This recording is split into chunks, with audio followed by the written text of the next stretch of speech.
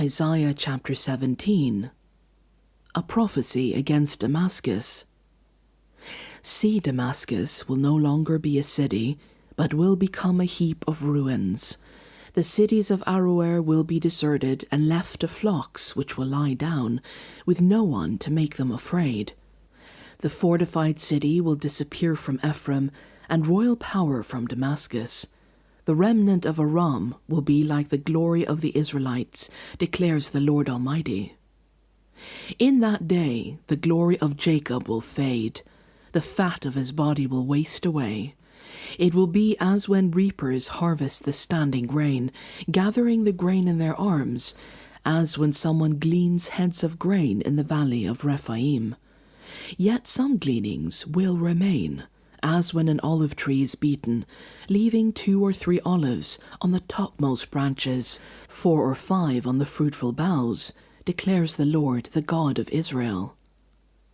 In that day people will look to their Maker and turn their eyes to the Holy One of Israel. They will not look to the altars, the work of their hands, and they will have no regard for the Asherah poles and the incense altars their fingers have made. In that day their strong cities, which they left because of the Israelites, will be like places abandoned to thickets and undergrowth, and all will be desolation. You have forgotten God your Saviour. You have not remembered the rock, your fortress.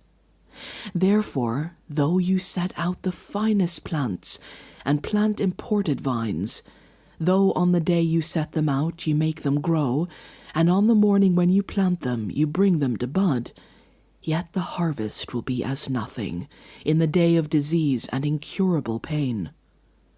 Woe to the many nations that rage, they rage like the raging sea.